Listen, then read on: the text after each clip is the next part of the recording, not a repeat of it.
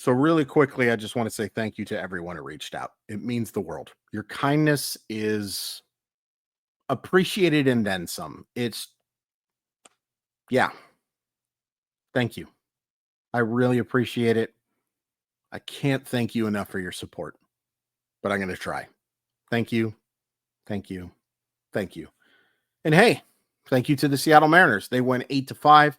They improved to 13-11 on the season, and they have split the first two games against the Boston Red Sox. Go over the scoring plays. First inning, Mitch Garver singles to center to score Julio Rodriguez 1-0. And then the fourth inning, J.P. Crawford, that first homer, baby. Homers to right center to score Ben Williamson and Leo Rivas 4-0 in the middle of the fourth. Red Sox get runs in the next two innings. A Romy Gonzalez single to right and a Raffy Devers grounder to second makes it 4-2 at the end of five. But the Mariners get two more in the sixth. A horrible play by Brennan Bernardino on a play that was hit by Leo Rivas to score a run. And then Julio Rodriguez singles to left. 6-2 in the middle of the sixth. 8-2 in the middle of the seventh because Ben Williamson singles with the bases loaded to score Randy. And J.P. Crawford singles to left to score Rowdy Tellez. 8-2, middle of the seventh. Red Sox do get three more. Tristan Casas homer off of Casey Legumina makes it 8-5, but that's it. Mariners win. Very few negatives tonight. The biggest negative for me is Donovan Solano just looks lost at the plate. And you got to start thinking about how patient they can be with him. Now, let's be clear. I will be stunned if Donovan Solano's roster spot is in danger right now. But if this keeps up, oh boy, is it ever. He is a platoon first baseman who is not hitting at all. He doesn't provide defensive versatility. They have used him at no other position, I believe, other than first base. You got to hit. You have got to hit. And to say that he's not is the understatement of understatements. At some point, there's got to be a conversation. And I wouldn't doubt if they're having a little bit of a conversation about how patient they can be. Dylan Moore didn't have a great day. Big Dumper didn't have a great day. Very hard to complain about the offensive effort today. On the pitching side, it's just Legumina. And I don't blame Dan for going to him, and I don't blame Dan for hoping to avoid those high leverage guys. It's an 8-2 game. I guess if I had one thing, and this is totally probably just me, totally probably is a weird statement, but with the bottom of that order hitting, I would have considered giving Munoz another day off. A 3-run game is technically a save situation, right? I would have trusted Colin Snyder or somebody to get the job done there. That's just me. That is just me. I don't like managing a game based on a stat created for baseball cards. Really a stat created for arbitration figures, if we're being completely honest, but I would have saved Munoz. I would have saved him. You know how you can save a bunch of money is using code MOLLYWOP15, MOLLYWHOP15. Where are you using that code? It's at simplyseattle.com, the very best in Seattle sports gear. Mariners, Seahawks, Kraken, Storm, Sounders, Huskies. You can find it all at simplyseattle.com. Enter that code right at checkout. Saves 15% off your order. MOLLYWHOP15 at www.simplyseattle.com.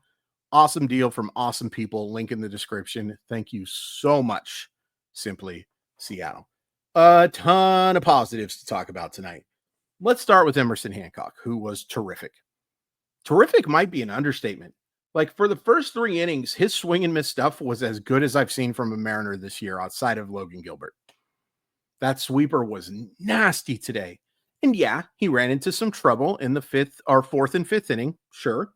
We're not asking for 6 innings of shutout baseball. And he limited that damage to 2 runs. Just the 2 walks. And you can take 2 attitudes here. You can say the Mariners sent him to Tacoma and he figured some stuff out. Or, and this is the side I kind of lean to, might have been a mistake to send him down in the first place. I get it. You saw some stuff you liked from Luis F. Castillo. You really didn't like what you saw from Hancock in Detroit or against Detroit. But if you look at that start, there was so much weak contact. Now, there was some hard contact too. Outside of two absolute clunkers results wise, one of them against the Rockies in Colorado and that one against Detroit, Emerson Hancock has been a very serviceable, probably a little better than that, even starting pitcher. I I don't want Emerson Hancock in this rotation because of the guys who can be in that rotation ahead of him. But I don't hate Emerson Hancock starting games for the Mariners. And I think some of you maybe owe him a little bit of an apology because he's not a bad pitcher. He's not a great pitcher. He's not ever going to live up to the hype of him being the 6th overall pick. But he's a very solid 5th starter who pitched really well in tough places to pitch. You know, it was Cincinnati's lineup going through some stuff at that time when he got him. Yeah, it's still Cincinnati. Boston is playing well right now, and he was facing that entire lineup outside of goodness gracious. He was facing that entire lineup outside of Christian Campbell. Boy, an edit button would be wonderful right now. You can't say enough good things about Emerson Hancock. You can't say enough good things about Gabe Spire, who has just looked fantastic this year.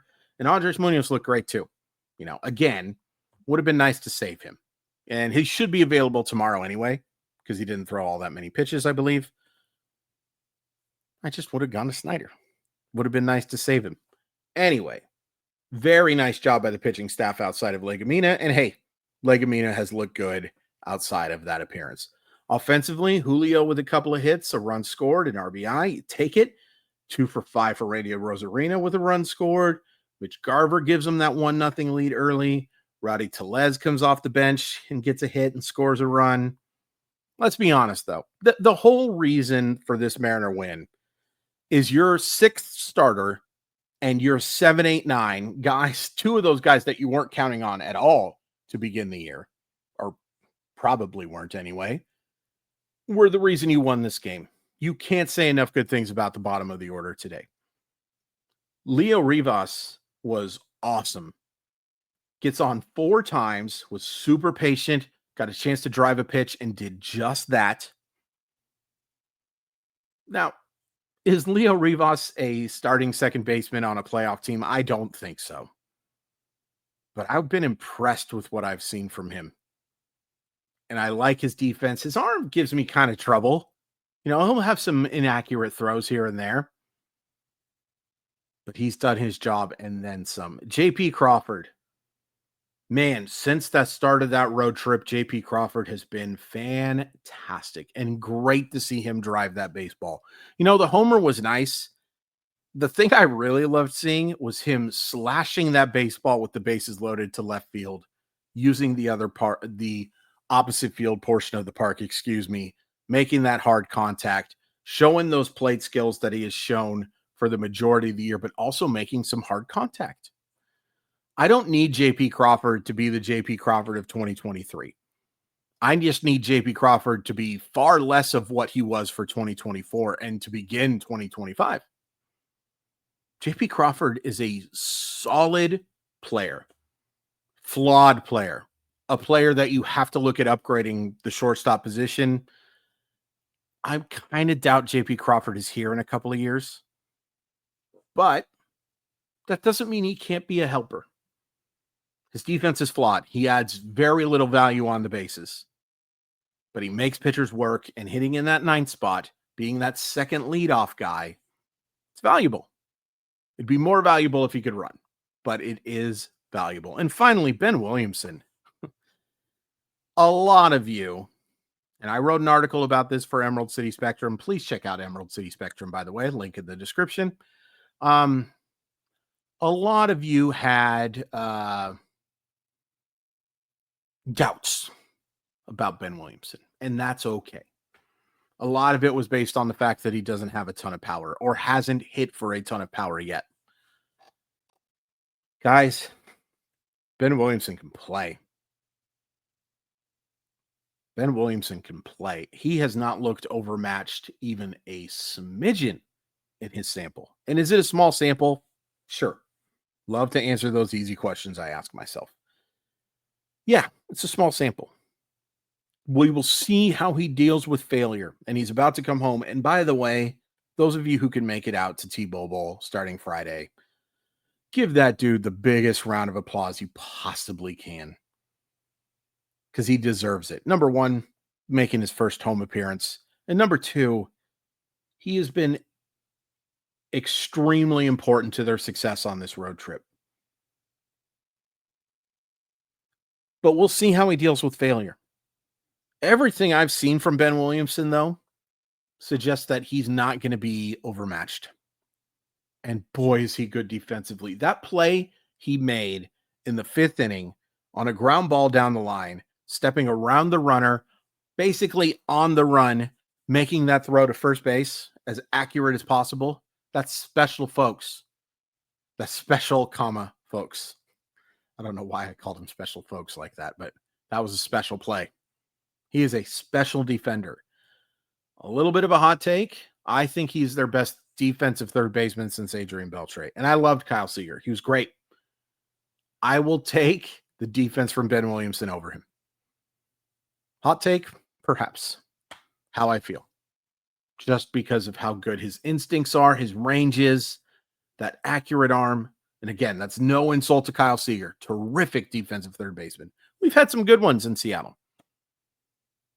But he has a chance to be a really special one. And I just love what I've seen with him from the bat. Lashing opposite field singles, pulling the ball when it's in the inner part of the plate, inside outing it when he knows he can't drive it. It's been great. It's been really impressive. And they've needed it because third base, even with Jorge Polanco, I don't know if that's going to work. I know it's going to work with Ben Williamson. At defensively.